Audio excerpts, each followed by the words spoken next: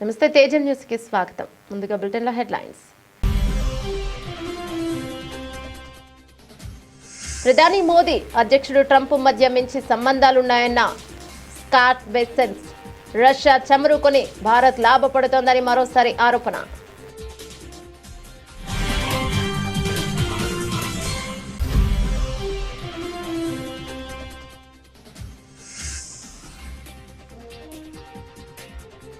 నాలుగేళ్లకు మించి ఉండకుండా కట్టడి చేయనున్న ట్రంప్. విద్యార్థుల వీసాలో కీలక మార్పులకు ప్రయత్నాలు.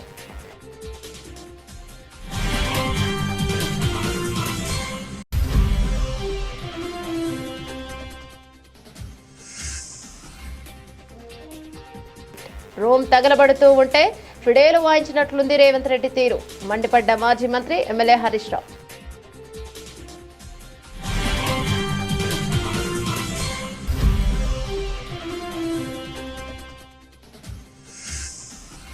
యూరియా ఇవ్వరా అంటూ ఇల్లందు కాంగ్రెస్ ఎమ్మెల్యే కోరం కనకయ్యను ఉరికించిన రైతనుడు. రైతుల ఆగ్రహానికి పారిపోయిన కాంగ్రెస్ ఎమ్మెల్యే కోరం కనకయ్య.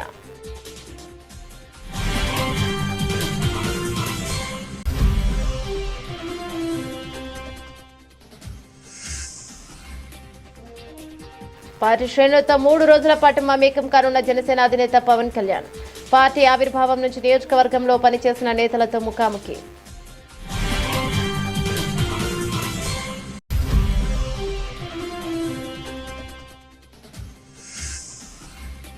కర్నూలు నగరంలో పర్యావరణానికి హాని కలిగించకుండా మట్టి విగ్రహాలను ఏర్పాటు చేయడం చాలా సంతోషం. పరిశ్రమల శాఖ మంత్రి టీజే భారత్.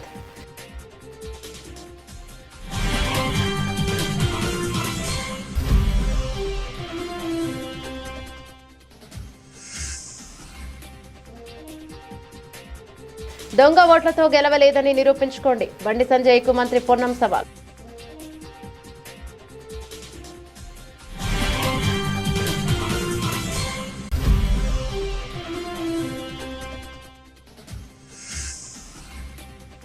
నా కొడుకు వరదల్లో చిక్కుకొని 30 గంటలైంది, ఇంకా కాపాడరా అంటూ కన్నతల్లి ఆవేదన.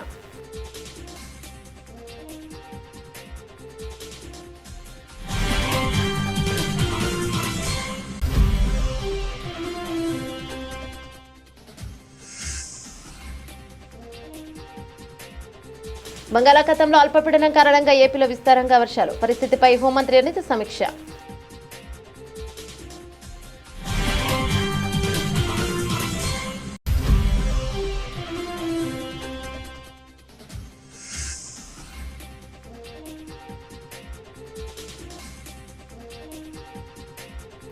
తెలంగాణకు ఆర్మీ హెలికాప్టర్ల రాక ఆలస్యం. రంగంలోకి దిగిన బండి సంజయ్.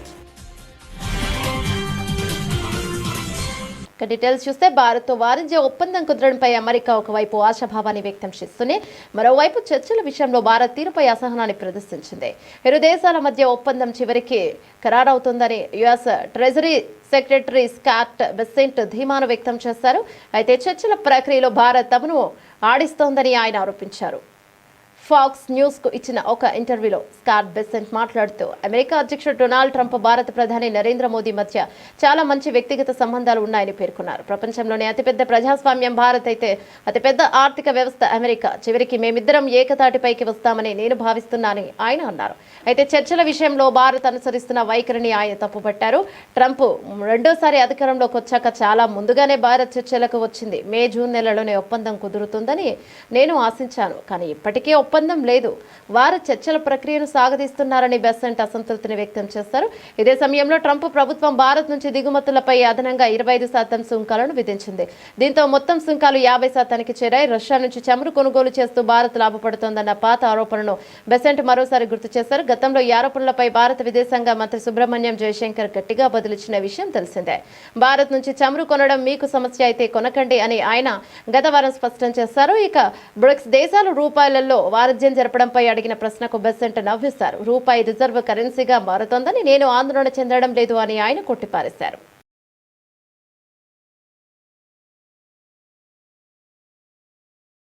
అమెరికాలో చదువుకుంటున్న ఉన్నత చదువుల కోసం ఆ దేశానికే వెళ్లే ప్రయత్నాల్లో ఉన్న విద్యార్థులకు ట్రంప్ సర్కార్ మరో షాక్ ఇచ్చింది. ఇప్పటికే వీసాలపై పలు ఆంక్షలు అమలు చేస్తున్న అమెరికా తాజాగా మరో కీలక సవరణకు ప్రతిపాదనలు చేసింది.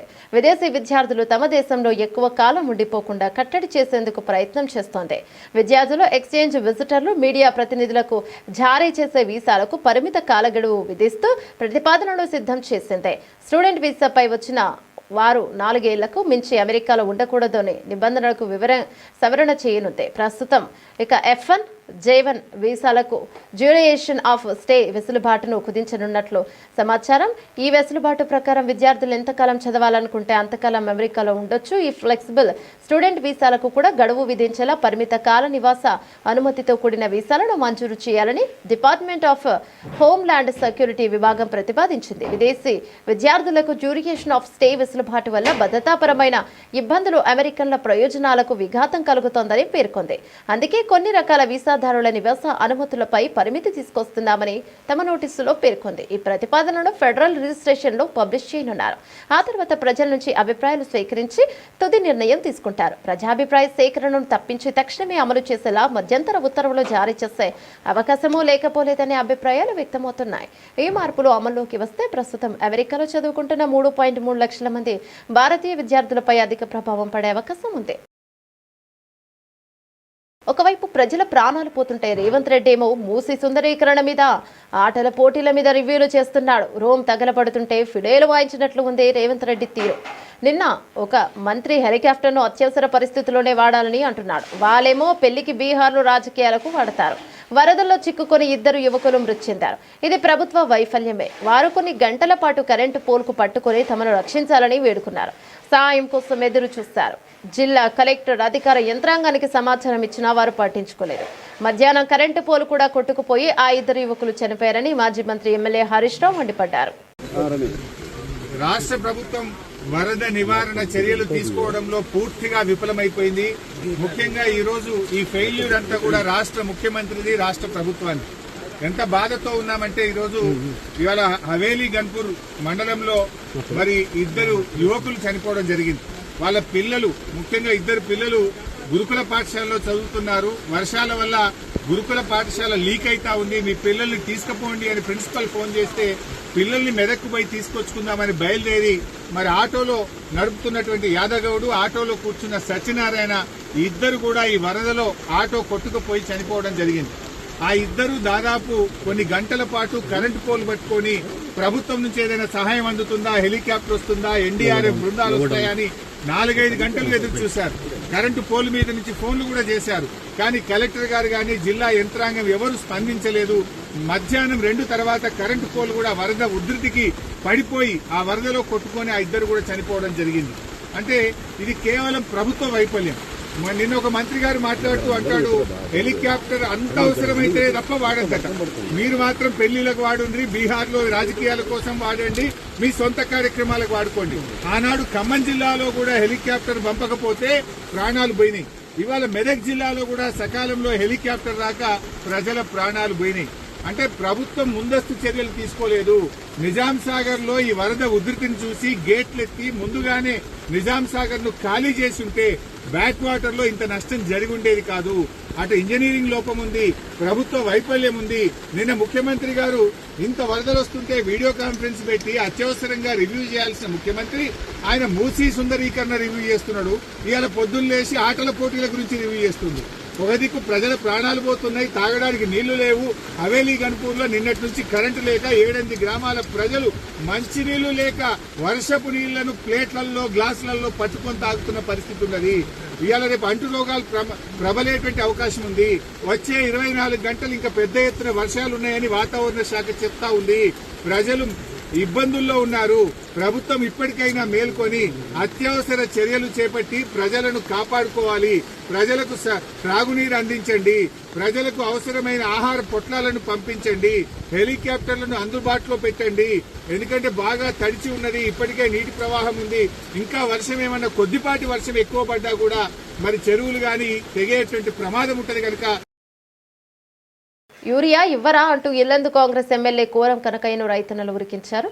యూరియా కొరతపై ఎమ్మెల్యే కోరం కనకయ్యను రైతులు నిలదీశారు. రైతులే బ్లాక్ లో యూరియాను అమ్ముకుంటున్నారని అనడంతో ఎమ్మెల్యే కోరం కనకయ్యపై తీవ్ర ఆగ్రహాన్ని వ్యక్తం చేశారు. రైతుల ఆగ్రహానికి కాంగ్రెస్ ఎమ్మెల్యే కోరం కనకయ్య అక్కడి నుంచి పారిపోయారు.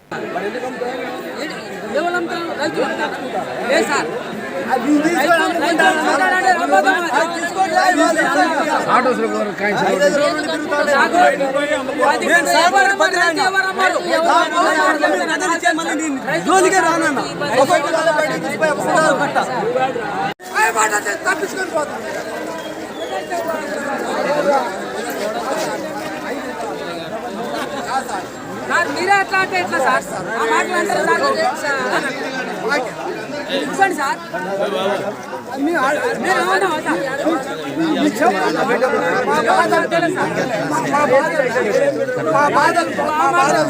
రావద్దండి మాట్లాడాలి ఎమ్మెల్యే గారు మీకు నమస్కారం అనవద్దు కానీ ఎవరు విన్నారు వాళ్ళు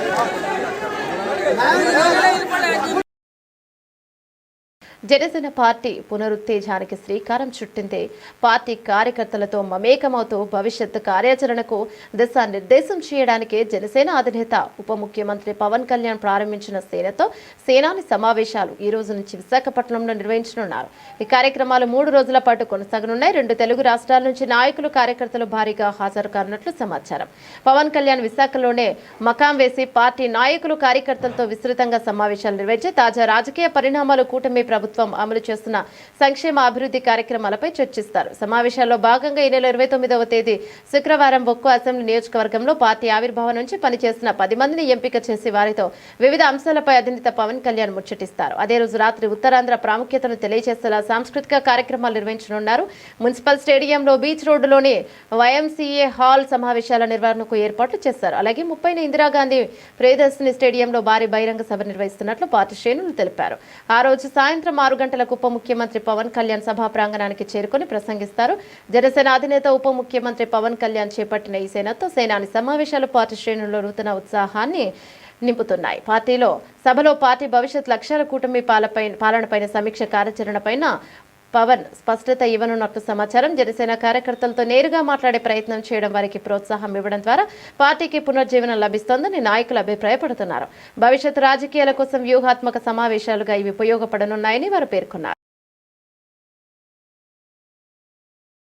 కర్నూలు నగరంలో పర్యావరణానికి హాని కలిగించకుండా మట్టి విగ్రహాలను ఏర్పాటు చేయడం చాలా సంతోషంగా ఉందని పరిశ్రమ శాఖ మంత్రి టీజీ భరత్ అన్నారు. నగరంలోని మించిన్ బజార్లో మట్టితో తయారు చేసే విగ్రహ ప్రతిష్టకు ఆయన ప్రత్యేక పూజలు నిర్వహించి అన్నదాన కార్యక్రమం చేపట్టారు. ఈ సందర్భంగా మంత్రి మాట్లాడుతూ 9 రోజుల పాటు అత్యంత వైభవంగా మన కర్నూలు నగరంలో వినాయక చవితి పండుగ నిర్వహించడం చాలా సంతోషంగా ఉందన్నారు. నిర్వాహకులు దాదాపు 40 సంవత్సరాల నుంచి మట్టి విగ్రహాలను ఏర్పాటు చేయడం మంచి నిర్ణయం అన్నారు. ప్రజలు మా ప్రభుత్వంను మరో 20 ఏళ్లు ఆశీర్వదించాలని మంత్రి కోరారు. చవితి కానీ 9 రోజులు సెలబ్రేషన్స్ ఘనంగా జరిపేది ఎక్కడ అంటే ఫస్ట్ మన కర్నూలు వస్తుంది. ఇప్పుడు తర్వాత ఇక్కడ ఎన్నో ఏళ్ళ నుంచి, ఇప్పుడు ఈ విగ్రహమే తీసుకుంటే దాదాపు 47 ఏళ్ళ నుంచి ఎవ్రీ ఇయర్ ఇక్కడ ఆర్గనైజర్స్ కండక్ట్ చేయడము, లాస్ట్ 10 ఏళ్ళ నుంచి మట్టి విగ్రహంతో చేయడం, అది స్పెషాలిటీ. సో నేను ఎప్పుడు అందరికీ రిక్వెస్ట్ చేసేది మట్టి విగ్రహాలని ప్రోత్సహించాలా. పెద్దవైనా కూడా ట్రై చేస్తే ఎన్విరాన్మెంట్ కాపాడిన వాళ్ళం అవుతాం, ఎకో ఫ్రెండ్లీ గణేశాల్లో ఉన్నట్లయితుంది, మీకు దేవుని ఆశీస్సులు కూడా బాగుంటాయని ఆలోచిస్తాను. బట్ ఈ 9 రోజులు సెలబ్రేషన్స్లో కల్చరల్ యాక్టివిటీస్ అని ఒక సెలబ్రేషన్స్, ఒక పండగ వాతావరణం ఒక రోజే కాదు 9 రోజులు ఉంటుంది. ఇక్కడ ముఖ్యంగా కర్నూలులో కులాలు మతాలు సపరేట్ కాకుండా ప్రతి ఒక్కళ్ళు పాల్గొనడము, ప్రతి ఒక్కళ్ళు కూడా సెలబ్రేషన్స్లో పాల్గొనడం అనేది స్పెషాలిటీ మన కర్నూలులో. సో అందరూ సుఖ సంతోషాలతో హ్యాపీగా, హెల్త్ కూడా బాగుండాలా అందరికీ. వర్షాలు కూడా బాగున్నాయి, పంటలు కూడా బాగున్నాయి. మా చంద్రబాబు గారి నాయకత్వం ఇట్లే ఒక 20 years కొనసాగిస్తే మన రాష్ట్రం కానీ మన క్యాపిటల్ సిటీ కానీ నంబర్ 1 అయ్యేదానికి అవకాశం ఉంది. ఆ దేవుని ఆశీస్సులు మా పైన ఎప్పుడు ఉండాలనేది కోరుకుంటున్నాను. Thank you. దీని వెనుక మన ఎర్రబుర్జు దాంట్లో కూడా గోపాల్ గారు వాళ్ళ మిత్రులందరూ కలిసి పెట్టడం జరిగింది. అది కూడా మట్టి విగ్రహంతో. సో చాలా ఆనందంగా ఉంది. అంటే నేను ఎప్పుడు చాలా ఏళ్ళ నుంచి ఒక 15 ఏళ్ళ నుంచి మేము కూడా పుష్ చేస్తూ ఉంటాము మట్టి విగ్రహాలనే ఖచ్చితంగా చేస్తే చాలా బాగుంటుందని. ఇప్పుడు మార్పు స్టార్ట్ అయింది, చాలా మంది కూడా మట్టి విగ్రహాలు ఈవెన్ పెద్దవి కూడా స్టార్ట్ అయింది.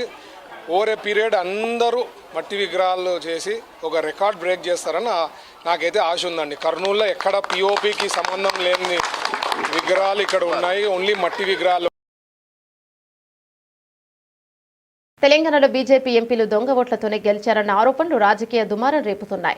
తాను నిజాయితీగా గెలిచానని భావిస్తే తన నియోజకవర్గంలో ఓట్ల సరళిపై విచారణ జరపాలని ఎన్నికల కమిషన్ను కోరాలని కరీంనగర్ ఎంపీ బండి సంజయ్కు రాష్ట్ర మంత్రి పొన్నం ప్రభాకర్ సవాల్ను విసిరారు. దొంగ ఓట్లపై పీసీసీ అధ్యక్షుడు మహేష్ కుమార్ గౌడ్ అనుమానం వ్యక్తం చేస్తే బండి సంజయ్ ఎందుకు ఉలిక్కి పడుతున్నారని ఆయన ప్రశ్నించారు.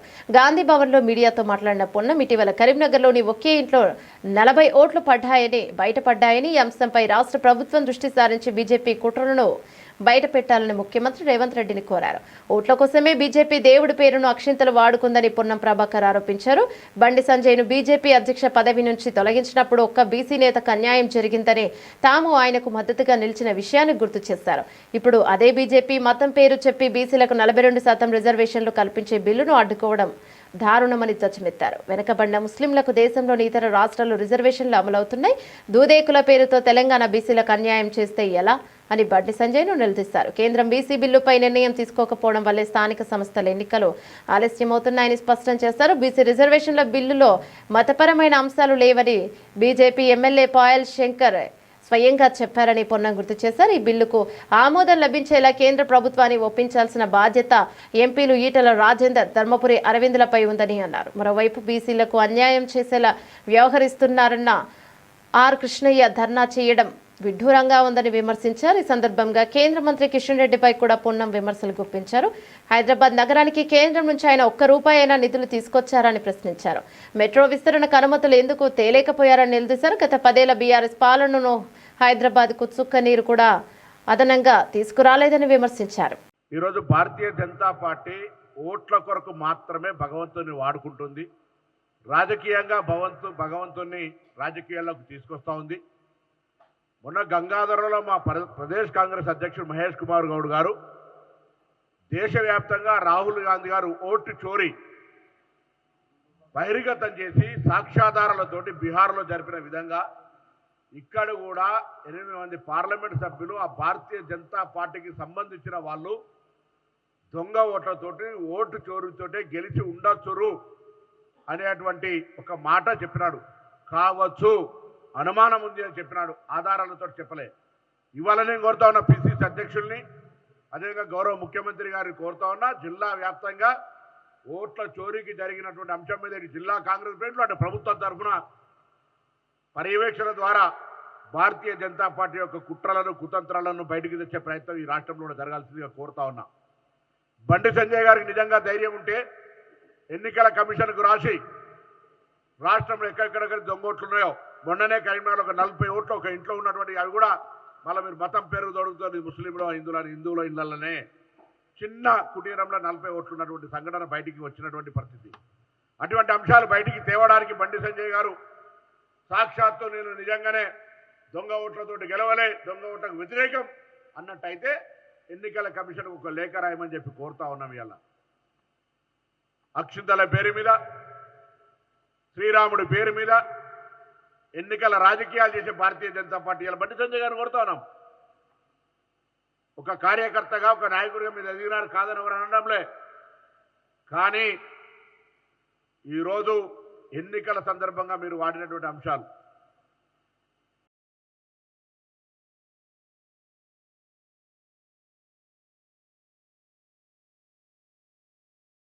నా కొడుకు వరదలో చిక్కుకుని 30 గంటలైంది, ఇంకా కాపాడరా అంటూ కన్నతల్లి ఆవేదన. రాజన్న సిరిసిల్ల జిల్లా గంభీరావుపేట మండలం నార్మలవాగులో చిక్కుకున్న జంగం స్వామి అనే 30 గంటలైనా ఈ అధికారులు నా కొడుకును కాపాడడం లేదు, వాడు చచ్చిపోతాడంటూ తల్లి లక్ష్మి ఆవేదన. 25 గంటలు అవుతుంది. ఎవరైనా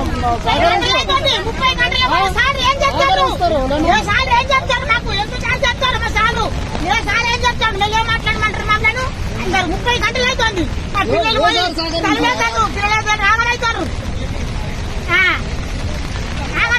మాకు ఎందుకు ఇవన్నీ ఎలక్షన్లు ఇవన్నీ అన్ని ఉన్నప్పుడు మాకు తీసుకొచ్చి మాకు అప్పుడు చెప్పాలి లేకపోతే మేమే ప్రాణాలు కూడా కొట్టుకుందామా మేమే డబ్బులు తెచ్చి స్థాయి సత్యం మీద రోడ్డు మీద తెప్పించుకొని తాగుతాం మేము ఇక్కడ చచ్చిపోతాం సేవలు అయితే మరి ఒక ఇక్కడ అట్లా సేవలు అయింది మరి మాకు ఎందుకు వాళ్ళు అయినాక మేము ఎందుకు మేము ఆలోచన గంటల కోలే మేము మాకెందుకు ఆవేదలేదు మాకు కడుపు లేని మెల్లే మాట్లాడండి ఏం మెల్లే మాట్లాడాలి 60-70 ఏళ్ళ కలిసిన పిల్లలు లేని నాకు నా పిల్లలు గోలే కొట్టుకున్నారు కొట్టుకుంటారు ఆడిపోతా నువ్వేనన్నా నేను ఆడిపోతా నేను ఇష్టం నా బుద్ధి నేను అనుకుంటాను మెల్లే మాట్లాడాలి అనకున్నాను నువ్వు మెల్లే మాట్లాడాలి అనకున్నాను నువ్వు అనడే అనకు మేము ఆడికే వచ్చా ఆడికే అదే మరిపోయింది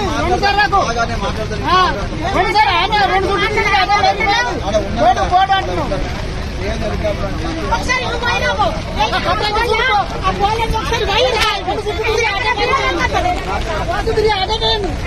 వాళ్ళ వైనా వాళ్ళు వాళ్ళంటారు వాళ్ళ వైనా ఒకసారి నువ్వు పోయి వచ్చినాక నా పిల్లలు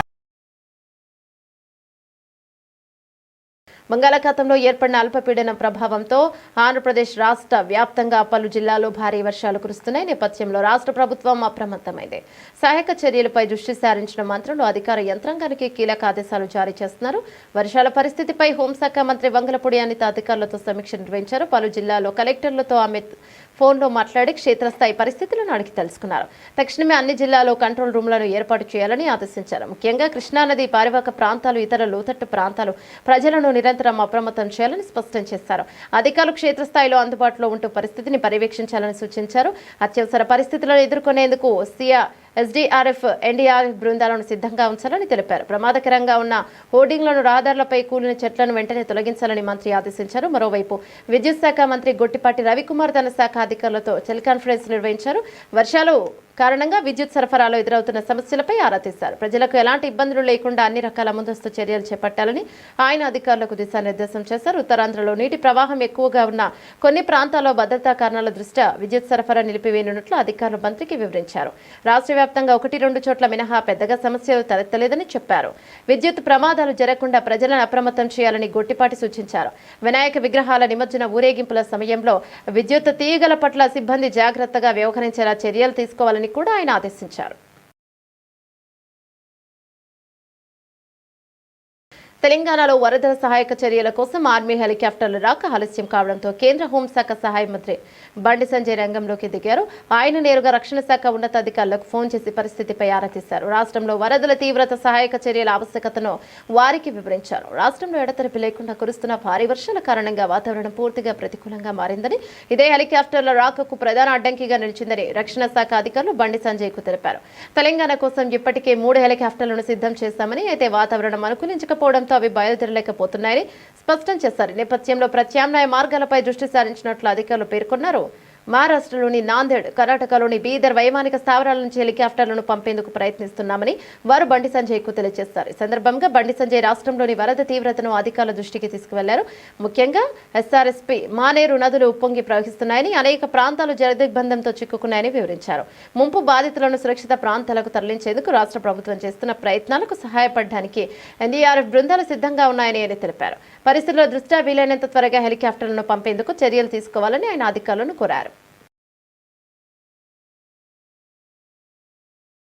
భారత దిగుమతులపై 50% టారిఫ్లు అమల్లోకి రావడంతో నేడు దేశీయ స్టాక్ మార్కెట్లు నష్టాలతో ప్రారంభమయ్యాయి. ఈ పరిణామం ఇన్వెస్టర్ల సెంటిమెంట్ను తీవ్రంగా దెబ్బతీయడంతో ఆరంభ ట్రేడింగ్లోనే కీలక సూచీలు ఒత్తిడికి గురయ్యాయి. ట్రేడింగ్ ప్రారంభమయ్యాక 9 గంటల 30 నిమిషాల సమయంలో బీఎస్ఈ సెన్సెక్స్ సుమారు 900 పాయింట్లు క్షీణించగా నిఫ్టీ సుమారు 200 పాయింట్ల నష్టంతో ట్రేడ్ అవుతున్నాయి. టారిఫ్ల తక్షణ ప్రభావం మార్కెట్ విశ్వాసాన్ని దెబ్బతీసిందని, అయితే ప్రభుత్వం త్వరలో చేపట్టబోయే సంస్కరణలు, విధానపరమైన చర్యలు సమీక్ష భవిష్యత్తులో మార్కెట్లకు మద్దతు ఇవ్వవచ్చని నిపుణులు అభిప్రాయపడుతున్నారు.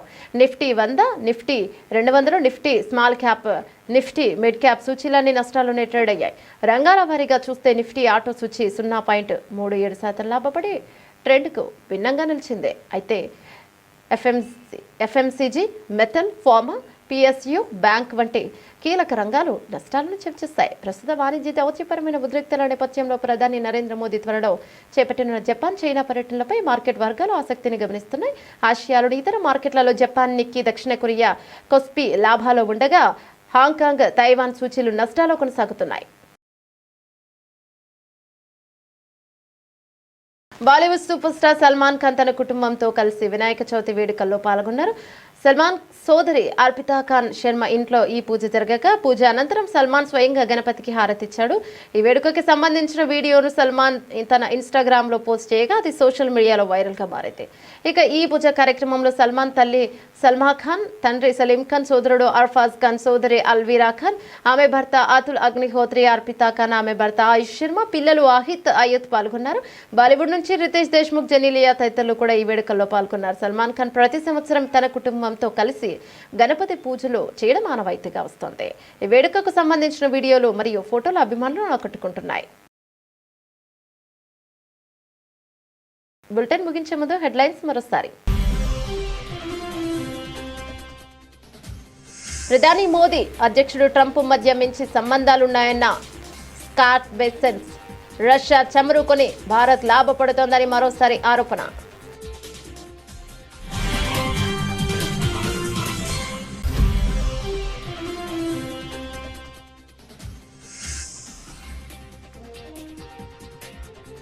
నాలుగేళ్లకు మించి ఉండకుండా కట్టడి చేయనున్న ట్రంప్. విద్యార్థుల వీసాలో కీలక మార్పులకు ప్రయత్నాలు.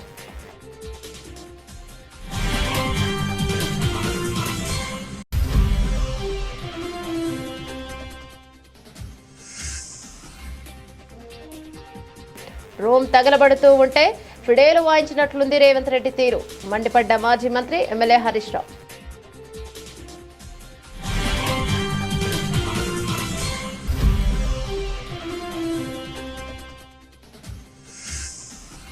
యూరియా ఇవ్వరా అంటూ ఇల్లందు కాంగ్రెస్ ఎమ్మెల్యే కోరం కనకయ్యను ఉరికించిన రైతన్నలు.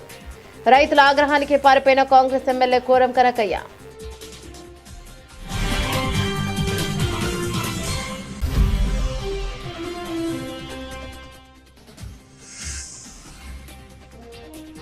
పార్టీ శ్రేణులతో 3 రోజుల పాటు మమేకం కానున్న జనసేన అధినేత పవన్ కళ్యాణ్.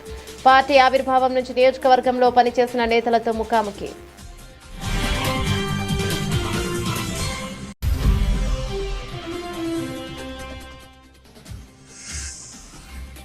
కర్నూలు నగరంలో పర్యావరణానికి హాని కలిగించకుండా మట్టి విగ్రహాలను ఏర్పాటు చేయడం చాలా సంతోషం. పరిశ్రమల శాఖ మంత్రి టీజే భారత్.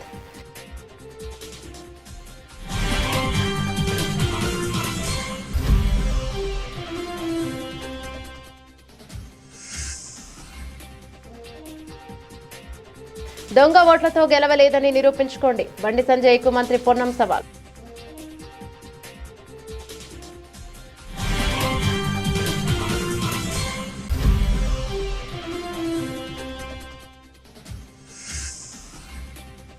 నా కొడుకు వరదల్లో చిక్కుకొని 30 గంటలైంది, ఇంకా కాపాడరా అంటూ కన్నతల్లి ఆవేదన.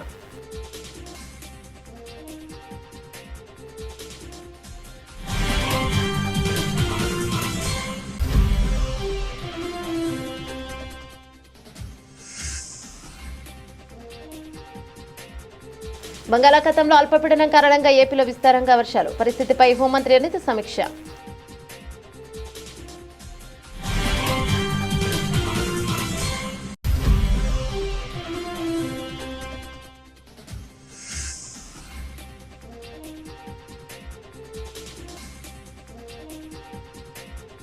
తెలంగాణకు ఆర్మీ హెలికాప్టర్ల రాక ఆలస్యం. రంగంలోకి దిగిన బండి సంజయ్.